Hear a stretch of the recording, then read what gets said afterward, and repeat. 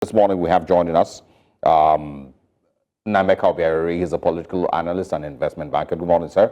You seem very excited about this new cybersecurity levy.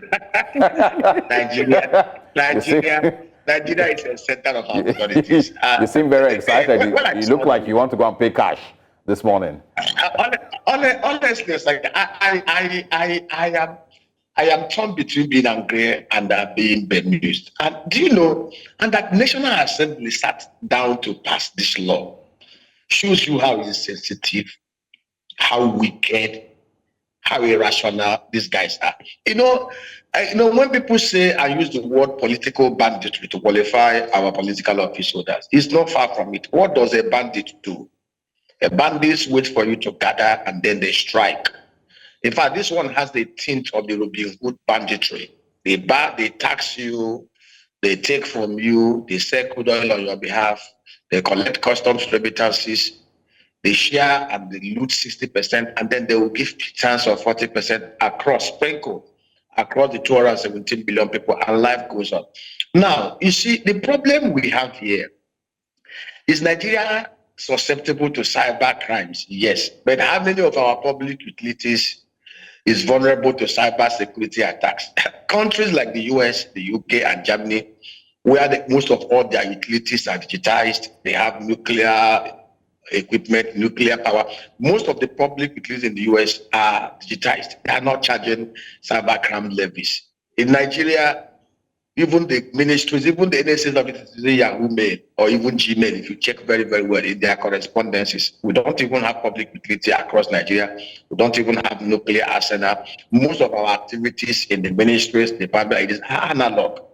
Now, it shows you what they have to do. I'm sure they've looked at the NIPS transfer volume of last year, 600 trillion naira, and they thought to themselves, this is so much. Let us just pinch and pay for a little from it. By charging 0.5%, they will be taking about 3 trillion naira from electronic transfers of Nigeria. And of course, the volume may actually increase in 2024. So they've calculated it. Now, how is it going to be disbursed? If these governments and those in authority and policymakers are sincere, Nigeria is not even subject to cyber security as much as we are to physical insurgency and banditry that have crippled activities across every sector of Nigeria. Nigeria is the second most terrorized country in the whole world and the most terrorized country in Africa. In fact, the other day I read the news about a bandit in Zamfara that controls over about 100 cells and clusters. What I expected this government to do is to look at how they can booster the real physical security of lives and properties, to be able to ramp up economic activities that will enable us to generate income. In the US, even despite the fact that they are subject to a lot of cyber security attacks, have not levied anybody. In fact, in the US, they even removed the sales tax on electronics transactions, e-commerce, so that they know that e-commerce plays a very important role in boosting economic activities, and they removed it. Here in Nigeria, where we are not vulnerable to a lot of cyber attacks, and people are trying. See, there's a problem with us in Nigeria, and that is the mindset of the political elites. Most of them, unlike our forefathers in the early 60s, Ahmadu Bello, Tafawa Balewa, Nnamdi Azikiwe, Awolowo, Michael Obara, who saw leadership as a place to go and add value and provide policies that will add value to the people. This ones see politics as an avenue to just go there like the bandits, extort from the people and just give them stipend. What would they have done differently? I am one of the advocates of Nigerians paying for security, but the real security. Nigeria today is saddled all around us with insecurity. I have advocated on how we can give security back to the people and protect our oil and gas assets, protect lives and properties, and provide 24/7 security cordon for Nigerians to go into border. And how will we do it? The current security architecture in Nigeria is not working. And to rejig it and restructure it. And I even advocated that it should be under the National Security Advisor. In every of the 8,809 electoral ward, get the indigenous people to donate 100 of their sons. This 100 of their sons, every community knows the good, the bad, and the ugly. They will pick the best, the brightest. Send them to the military. They will be trained. We will have 880,900 new rangers. We'll call them oil asset and agro rangers to protect our communities 24/7. Train them in the military services. They will be only answerable to National Security Advisor. Post them back to their communities. Now get innocent, get not.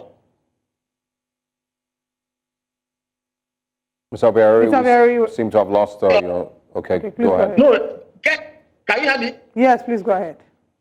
Okay, get innocent, get Proforce, get not to provide us with 4 armored personnel carriers in every of local government area, 3 motorized machine gun mounted vehicles, and then 40 motorcycles in every of the electoral wards. Let me tell you, we've done the numbers. These people will be paid 150,000 minimum. They will have life insurance. Let's bring the conversation back to the cybersecurity, and you are an investment banker. I'm hoping that you can give us a clear explanation as to what exactly a cybersecurity levy is for. Now we know how much government is charging, but what exactly is this levy for?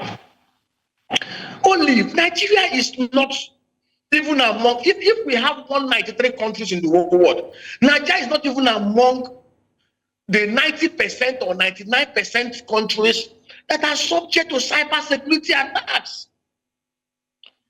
And that is the truth. See, let me tell you, these guys deliberately create avenues to make from the poor Nigerians.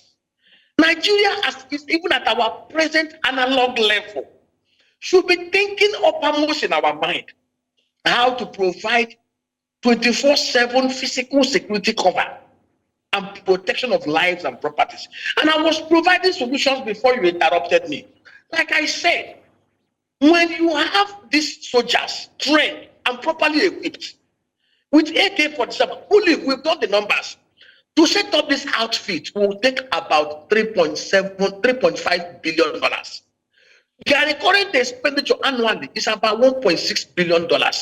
Let me tell you, this money they are trying to take, I rounded up the number, it's almost about 3 to 4.5 trillion naira, which is about 3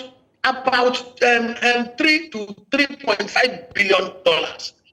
If they are really sincere with this kind of arrangement, handing over security to the indigenous people, let me tell you what happened. In 6 months, all the bandits in the northwest, ISWAP and Boko Haram in the northeast, unknown government in the southeast, and every will be wiped out or chased out of Nigeria.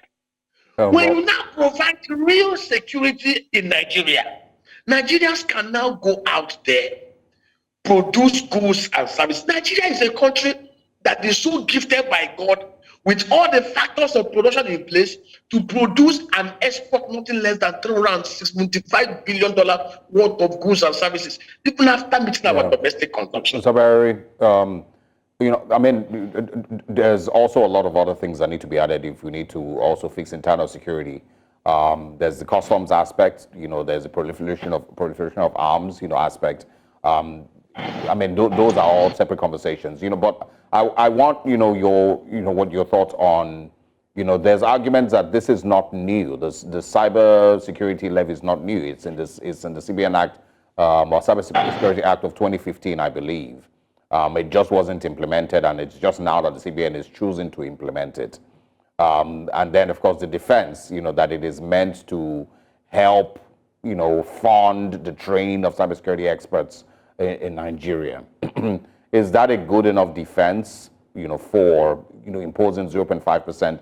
And also, you know, can you clarify on how it affects, you know, the regular Nigerians' transactions? For those people who don't have up to 500,000 naira in their account, are they affected? For those who don't have, you know, large sum transactions, are they affected? Osagi, there is something that is so worrisome here. Remember, we have a lot of levies in Nigeria. We have the NITD levies, we have the petroleum tax fund levies, we have the education trust fund levies, we have diverse levies in Nigeria. If you add up, we're not even talking about the SMS charges, we're not even talking about the other charges that banks take and all those stuff.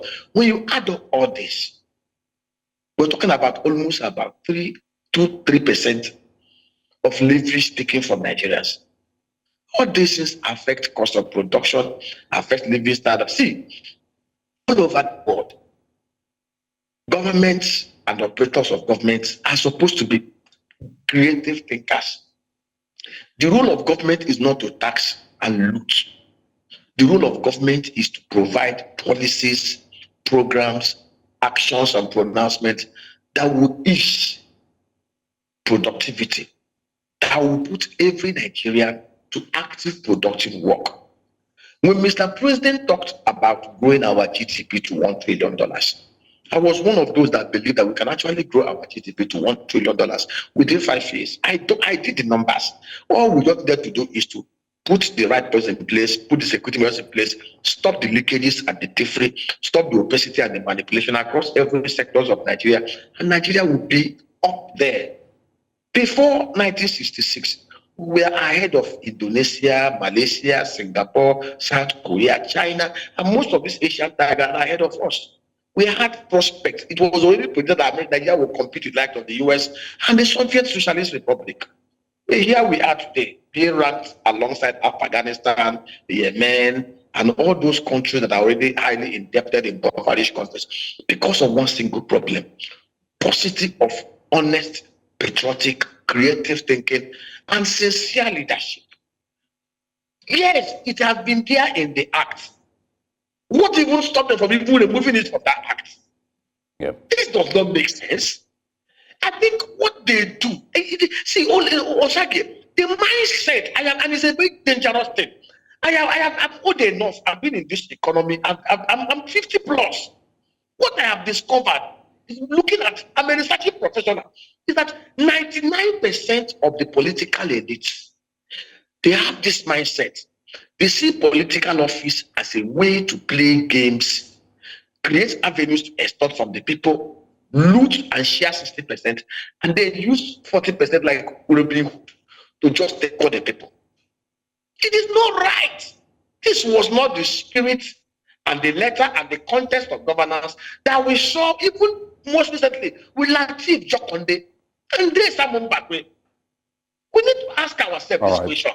Mr. Obiaraeri. It is not right. It is not appropriate. We need to have compassion. We need to show mercy to average Nigerian. All right, Mr. Obiaraeri, there's, I'm sure that in the next couple of days there will be more revelations and there will be more, conversations concerning this, even from the CBN. But to go to court and challenge this. Yeah, well, we'll see how that goes, and of course, if there's going to be a response from the National Assembly also. Thank you very much for your time, as always. I'm going to look forward to your tweets, because I know you would always get on Twitter and share your thoughts in a bit. So we'll look forward to speaking with you again pretty soon. Thanks for your time. Thank you very much.